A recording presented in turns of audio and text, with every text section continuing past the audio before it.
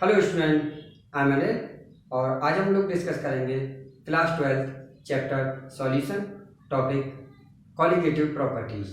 सो आइए क्लास शुरू करते हैं। आज के लिए टॉपिक है हमारा कॉलिगेटिव प्रॉपर्टी।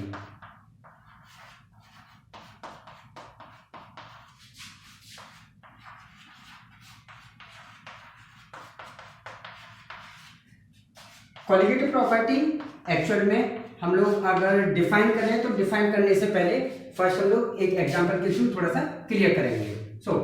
हम लोगों के पास में एक कंटेनर में एक सॉल्यूट एंड सॉल्वेंट दोनों को मिक्स किया है और मिक्स करने के बाद में सॉल्यूशन प्रिपेयर किया है हम लोगों ने। ठीक है, तो यहाँ पे हमारे कंपोनेंट कौन कौन से? फर्स्ट कंपोनेंट है हमारा सॉल्यूट एंड सेकेंड कंपोनेंट है हमारा solvent.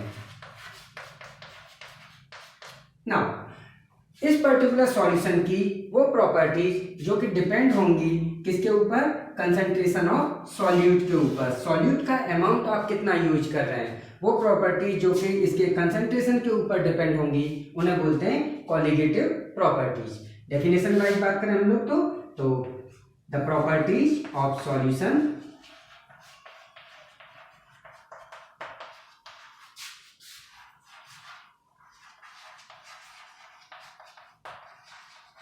which depend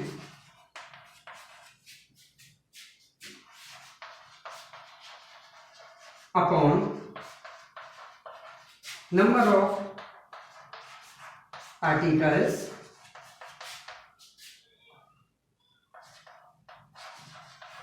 of solute, not on nature of solute।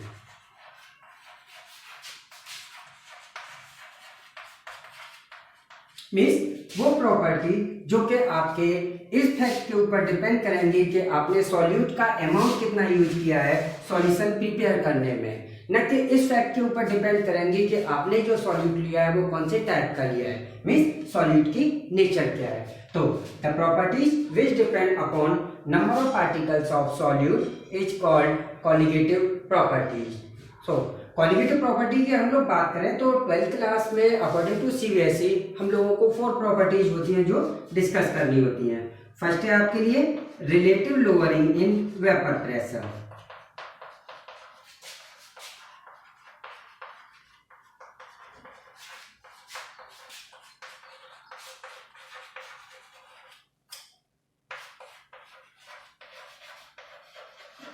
Second है आपके लिए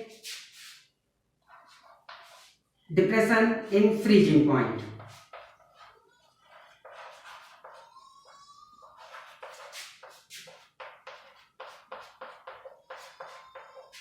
थर्ड है आपके लिए elevation in boiling point.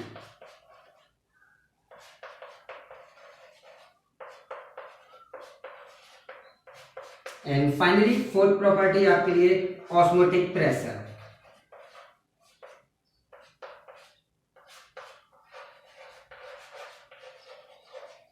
Clear?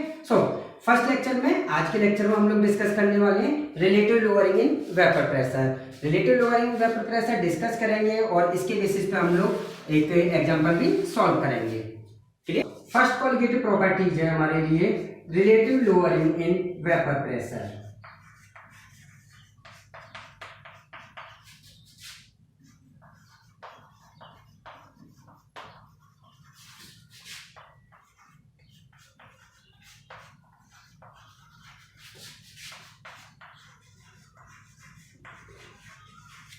Relative lowering in vapor pressure.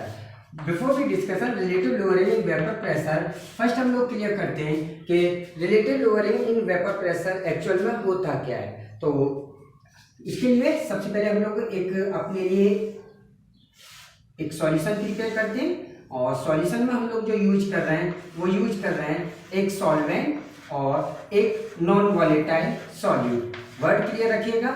ए से हम लोग डिनोट कर रहे हैं किसे? सॉल्वेंट को, एंड बी से डिनोट कर रहे हैं हम लोग सॉल्यूट को। एंड सॉल्यूट की नेचर क्या है? सॉल्यूट की नेचर है आपके की non volatile. Non volatile means वो सब्सटेंस जो कि आपका वेपोराइज ना हो। क्लियर? वो सब्सटेंस जो कि आपका वेपोराइज ना हो उसे क्या बोला जाता है? Non volatile. ना इस सब्सटेंस को जब हम लोग सॉल्वेंट में मिक्स करके सॉल्यूशन प्रिपेयर करते हैं तो पूरे सॉल्यूशन का वेपर प्रेशर सॉल्वेंट के रेस्पेक्ट में कितना आपका लोअर हो जाता है, इसे बोलते हैं relative lowering in vapour pressure. आइए फर्स्ट हम लोग डिस्कस करते हैं अकॉर्डिंग टू रॉल्ट लॉ।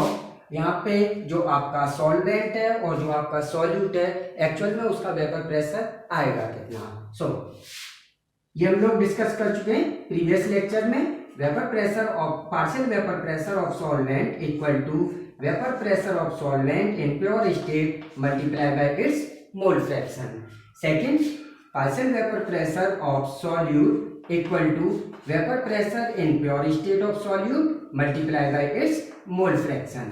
ये हम लोगों ने कहाँ से स्टडी किया हुआ है? प्रीवियस लेक्चर से। नाउ आगे को जब हमारा सॉल्वेंट जो सॉल्यूट जो है वो किस नेचर का है? नॉन वॉलेटाइल, मीन्स वो आपका वेपोराइज नहीं होगा, और जब वेपोराइज नहीं होगा तो मीन्स उसका वेपर प्रेशर क्या आएगा आपका? ऑब्वियस सी बात है, जीरो आएगा। अब सॉल्यूशन का टोटल वेपर प्रेशर क्लियर करिए। Vapour pressure of solution equal to किसके इक्वल होगा? जो कि आपने दोनों कंपोनेंट सॉल्यूशन में मिक्स किए उन दोनों के टोटल वेपर प्रेशर के इक्वल होगा। तो PA प्लस PB, हम लोग पहले ही ये क्लियर कर चुके हैं कि PB आपका क्या है? यहाँ पे जीरो है। तो फाइनली हम लोगों के पास में क्या आ जाएगा? P of solution equal to PA means partial vapour pressure of solvent, और इसकी हम लोग यहाँ पर वैल्यू पुटअप करेंगे तो हमारे पास में क्या आएगा? P0A multiply by mole fraction of solvent. ये हमारे पास में इक्वेशन जो कि हम लोगों ने लास्ट लेक्चर से पहले क्लियर की थी। ना आगे को चेक करिए। हम लोग क्या करते हैं? हम लोग करते हैं इस P0A से डिवाइड करते हैं वेपर प्रेशर ऑफ सॉल्यूशन को, तो हमारे पास में एक रिलेशन आएगा इक्वल टू क्या आएगा? XB। Clear? Now next point check करिए। For binary solution mole fraction of solute and mole fraction of solvent equal to क्या होता है? ऑलवेज 1 होता है। तो हम लोग यहाँ पे मोल फ्रैक्शन ऑफ सॉल्वेंट को डिनोट करने वाले हैं in terms of mole fraction of solute. Means इसको हम लोग आगे को क्या नोट कर सकते हैं? इसे हम लोग नोट कर सकते हैं S divided by not A equal to 1 minus XB। Clear? Now 1 को आप साइड चेंज करेंगे तो साइड चेंज करने के बाद में आपके पास में क्या रिलेशन आने वाला है? 1 minus vapour pressure of solution divided by vapour pressure of solvent in pure state equal to mole fraction of solute. आगे और सिंप्लीफाई करने पे हम लोगों के पास में जो रिलेशन आएगा, रिलेशन हमारे पास में क्या आएगा? P0A minus PS divided by P0A equal to mole fraction of solute. Clear? ये आपका रिलेशन हुआ और ये हुई आपकी relative lowering in vapour pressure. ना एक चीज चेक करिए, आपके लिए जनरली एक क्वेश्चन किया जाता है, इस relative lowering in vapour pressure is a colligative property. So colligative properties के हम लोग डेफिनेशन क्या अभी स्टडी किए थे? The properties which depend upon number of particles of solute. आप अपने फॉर्मूले में चेक करिए जो आपने अभी ड्राइव किया है। Relative lowering in vapour pressure किसके इक्वल है? मोल फ्रैक्शन ऑफ सॉल्यूट के। मोल fraction of solute means number of particle. So yes, relative lowering in vapour pressure is a colligative property because it's depend upon mole fraction of solute. Now हम लोग एक चीज और check करते हैं कि मोल fraction of solute को अगर हम लोगों को आगे को सिंप्लीफाई करना हो तो इसे हम लोग क्या डिनोट करके चलते हैं? मोल फ्रैक्शन ऑफ सॉल्यूट क्या होता है आपका? मोल फ्रैक्शन ऑफ सॉल्यूट होता है moles of solute divided by total moles of solution. So इस इक्वेशन को अगर आगे को हम लोगों को क्लियर करना है तो फाइनली हम लोग इक्वेशन अपने लिए क्या दे सकते हैं? इक्वेशन हम लोग अपने लिए देंगे lowering in vapour pressure delta P। अगर हम लोग इसे डिवाइड कर देंगे किससे? P0A से। अब ये क्या हो गया? Relative lowering in vapour pressure equal ये पी नॉट ए माइनस के P solution divided by P not A equal to mole fraction of solute means N B upon N A plus N B upon N A plus N B. अच्छा, एक कुछ books में problem आती है, books alternate method use करके चलती हैं। क्या होता है एक्चुअल में बहुत सारे प्लेसेस पे जो क्वेश्चन सॉल्व किया जाता है वहाँ पे एन बी को नेग्लेक्ट कर दिया जाता है। अब स्टूडेंट वहाँ पे अक्सर कर कंफ्यूज होते हैं कि कुछ न्यूमेरिकल में एन बी को साथ में यूज किया गया है और कुछ न्यूमेरिकल में एन बी को यूज नहीं किया गया है। तो एक वर्ड के लिए याद रखिएगा, फॉर डाइल्यूट सॉल्यूशन। अगर आप डाइल्यूट सॉल्यूशन यूज करके चल रहे हैं तो डाइल्यूट सॉल्यूशन मीन्स वहाँ पे आपके जो सॉल्यूट है उसका अमाउंट क्या होगा, बहुत ही लेस होगा। मीन्स फॉर डाइल्यूट सॉल्यूशन आप एनबी को अगर नेग्लेक्ट करना चाहें तो नेग्लेक्ट कर सकते हैं। मीन्स एनबी आप यहाँ पे नहीं यूज करें तो भी आपके आंसर में कोई ज्यादा एरर नहीं आएगी। बट अगर आप कंसंट्रेटेड सॉल्यूशन यूज कर रहे हैं तो आप एनबी क्या करेंगे, ऑलवेज यूज करेंगे, अदरवाइज आपके आंसर में बहुत सारी प्रॉब्लम हो जाएंगी। मीन्स आपका आंसर कहीं ना कहीं आप पूरा का पूरा प्रोसेस करेंगे और माइन्यूट सा चेंज आएगा लास्ट में पॉइंट में, और उसी के बेसिस पे आपका क्वेश्चन गलत होने के चांसेस हो जाएंगे। सो कभी भी इस टाइप के क्वेश्चन, इस टाइप के फॉर्मूले पे न्यूमेरिकल सॉल्व करते टाइम मेन पॉइंट जो माइंड में सेट करना है, क्या सेट करना है, डाइल्यूट सॉल्यूशन के लिए एनबी न यूज करें, कोई दिक्कत नहीं, चलेगा। बट कंसंट्रेटेड सॉल्यूशन के लिए आपको मोल फ्रैक्शन ऑफ सॉल्यूट डिवाइड में ऑलवेज यूज करना है। ओके, नाउ हम लोग करेंगे एक न्यूमेरिकल इस रिलेशन के बेसिस पे। तो हम लोग ये चेक करेंगे कि क्वेश्चन रीड करिए, vapour pressure of 5% aqueous solution of non-volatile substance at 7373 Kelvin is 745 mm. Calculate the molar mass of solute and given है आपके लिए vapour pressure of water pure state that is 760 mm. सो कभी भी numerical solve करने से पहले हमेशा ये चेक करिएगा कि आपके पास में गिवन डेटा में आपको क्या क्या मिला हुआ है क्वेश्चन से। सो हम लोग यहाँ पे क्लियर करें। सबसे पहले हमारे पास में क्या दिया हुआ है, 5% aqueous, 5% means solute. So weight of solute means WB equal to 5 gram. जब आपके पास में सॉल्यूट का अमाउंट 5 ग्राम है, देन सॉल्वेंट का अमाउंट आपके पास कितना होगा, weight of solvent equal to 100 minus 5 equal to 95 gram. Clear, first point हम लोगों का क्लियर है। नाउ चेक करिए दोनों सब्सटेंस जो है, जो हमारा सॉल्यूट है एंड सॉल्वेंट है, उनके मोलर मास क्या है।